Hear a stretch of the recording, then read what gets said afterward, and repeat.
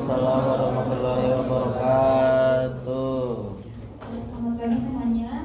Yang terhormat dosen pemangku Dr. Insinyur Sambil Sadik STMMMMSI ITB. Di sini kami kelompok 4 akan membahas tentang dampak perubahan iklim terhadap sektor pertanian di Kalimantan Selatan. Berikut nama anggota kelompok kami. Yang pertama ada saya sendiri, Novianti sebagai moderator. Yang kedua ada Indra Mahardika. Yang ketiga ada Aziz Cahya Alpala. Yang keempat ada Nadine Evantena Jacobus. Yang kelima ada Nami Aisyah. Yang keenam ada Nur Cahaya. Yang ketujuh ada Marcela Yolanda. Yang kedelapan ada Muhammad Nur Effendi. Jadi mari kita bahas salah satu isu penting mendesak yang dihadapi bumi kita. Membahas penyebab, dampak, dan apa yang dapat kita lakukan untuk mengurangi dampaknya. Next. Jadi pertama kita bahas dulu apa itu perubahan iklim. Jadi perubahan iklim itu mengacu pada perubahan signifikan dalam suhu global dan pola cuaca dari waktu ke waktu. Meskipun variabilitas iklim bersifat alami, aktivitas manusia telah menjadi pendorong utama perubahan iklim, terutama karena pembakaran bahan bakar fosil dan pembunuhan hutan. Selanjutnya dijelaskan. Jadi di sini mengenai perubahan iklim dan karakteristik wilayah Kalimantan Selatan. Jadi di Kalimantan Selatan itu memiliki bentang alam yang cukup bervariasi, yaitu meliputi dataran rendah, lahan gambut, dan lain-lain.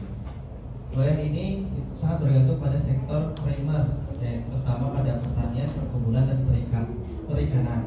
Namun, jika terjadi perubahan iklim secara global, ini dapat mengganggu sistem alamiah tersebut melalui pertama ada perubahan curah hujan dan suhu ekstrim. Yang kedua ada naiknya frekuensi kejadian banjir dan kekeringan, dan yang terakhir ada naiknya permukaan air laut yang mengancam wilayah pesisir. Next. Kemudian di sini ada dampak langsung jika terjadi perubahan iklim terhadap pertanian. Yaitu yang pertama ada ketidakpastian musim tanam. Petani akan kesulitan dalam menentukan waktu tanam karena musim hujan dan kemarau yang tidak lagi teratur. Kemudian ini akan menyebabkan pada penurunan hasil panen dan peningkatan biaya produksi akibat dari gagal panen atau kebutuhan irigasi tambahan. Kedua, ada banjir dan kekeringan. Banjir besar yang terjadi di Kalimantan Selatan pada tahun 2021 silam itu menenggelamkan ribuan hektar sawah yang menyebabkan kerugian besar. Kemudian kekeringan musiman yang menyebabkan penurunan ketersediaan air irigasi, berdampak pada petani yang tak ada hujan atau gagal panen. Kemudian materi selanjutnya akan dilanjutkan oleh Stella.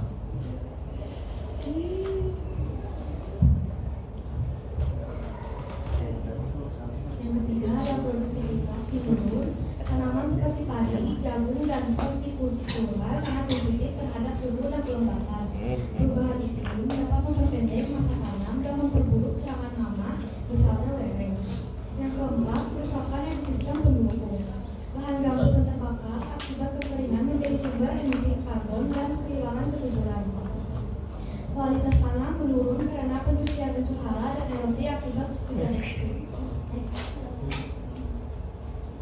Selanjutnya, dampak sosial dan ekonomi.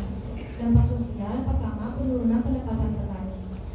Gagal panen dan hasil rendah menyebabkan pendapatan petani menurun drastis. Kedua, penurunan produktivitas dan kualitas. Cuaca ekstrim menurun hasil dan mutu produk pertanian. Yang ketiga, pergeseran mata pencarian. Banyak petani beralih profesi karena pertanian semakin tidak menguntungkan.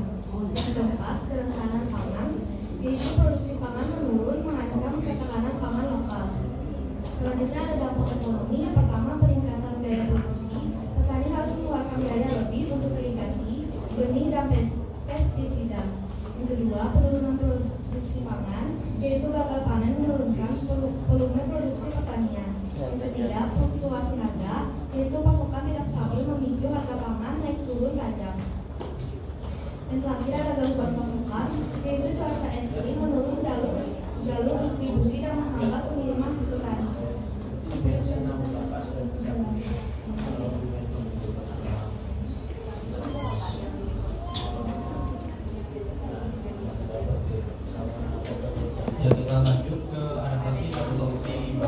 para petani ya guys ya.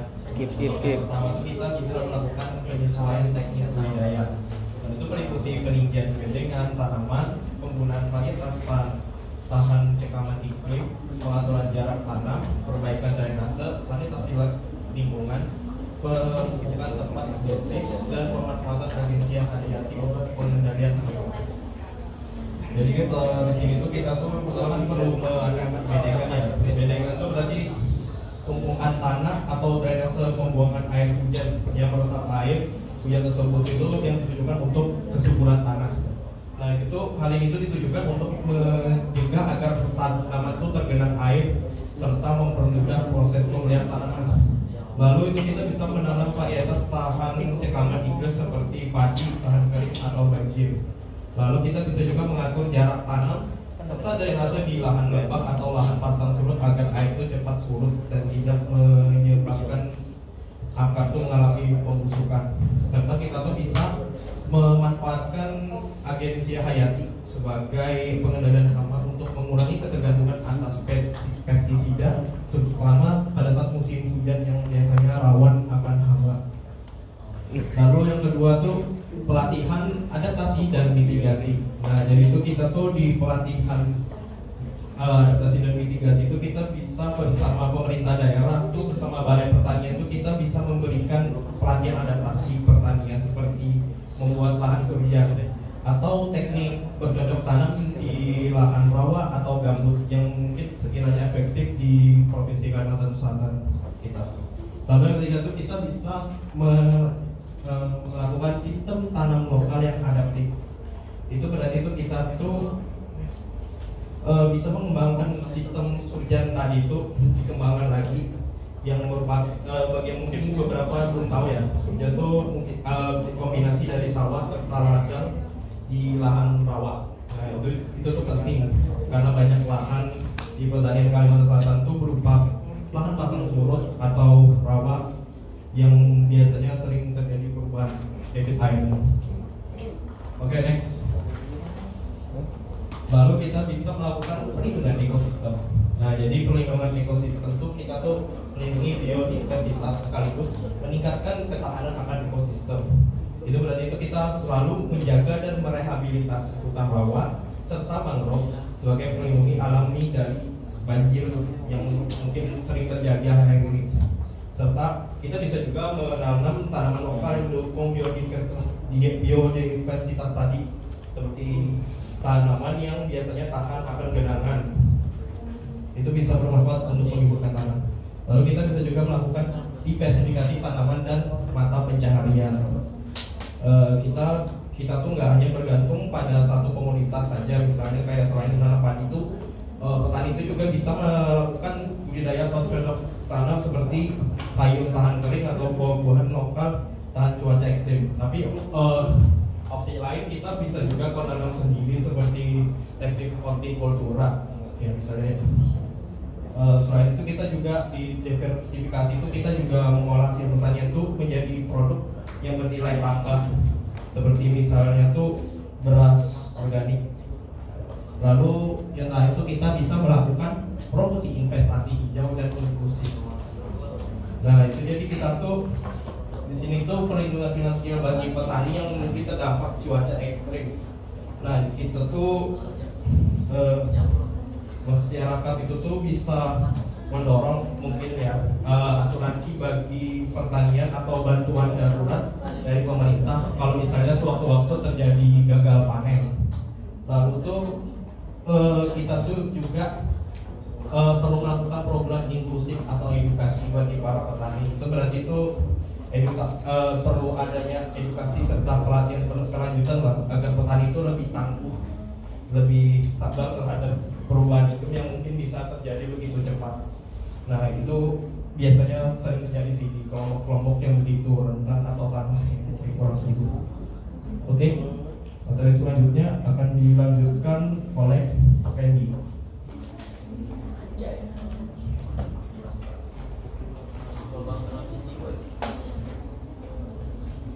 Oke, selanjutnya akan membahas pentingnya aksi adaptasi dan mitigasi. Nah, aksi adaptasi dan mitigasi perubahan iklim ini merupakan langkah yang strategis untuk saling melengkapi dalam menghadapi dampak krisis iklim yang semakin nyata. Nah, di Kalimantan Selatan itu sendiri perubahan cuaca ekstrim seperti banjir, kekeringan, dan peningkatan suhu udara itu telah memberikan tekanan besar terhadap sektor pertanian, perikanan, dan kehidupan masyarakat secara umum. Nah, oleh karena itu sangat penting bagi pemerintah, masyarakat, dan petani untuk bersama-sama dalam mengambil tindakan nyata. Nah, tadi penting bagi pemerintah, masyarakat, dan petani di Kalimantan Selatan untuk mengambil tindakan adaptasi dan mitigasi perubahan iklim. Nah, adaptasi itu melibatkan upaya untuk menyesuaikan diri dengan dampak perubahan iklim.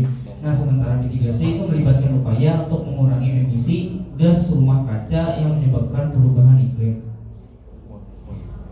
Next.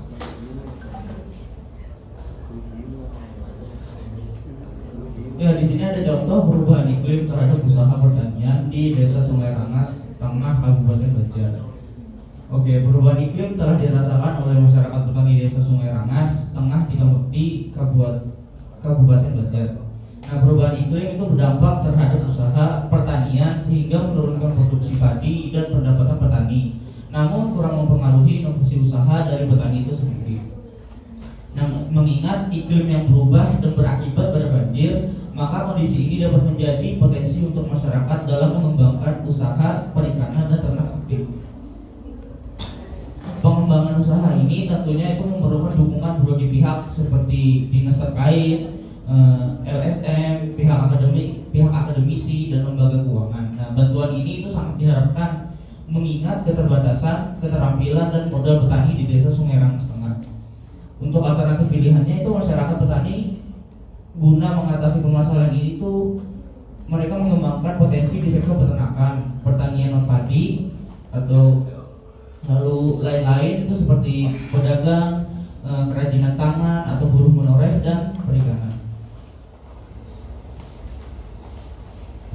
Oke, untuk kesimpulannya itu adalah perubahan iklim itu memberikan dampak signifikan terhadap sektor pertanian di Kalimantan Selatan. Nah, terutama dalam bentuk ketidakpastian musim, banjir, kekeringan, serta penurunan produktivitas. Dampak ini itu berimbas pada aspek sosial dan ekonomi petani. Nah, oleh karena itu, adaptasi dan mitigasi seperti pelatihan, penyesuaian teknik budidaya, diversifikasi usaha, dan perlindungan ekosistem itu menjadi sangat penting untuk menjaga ketahanan pertanian dan kesejahteraan petani. Kerjasama berbagai pihak itu dibutuhkan untuk menciptakan masa depan yang berkelanjutan. Oke, sekian dari kelompok kami. Salam hidup, mohon maaf. Maafin.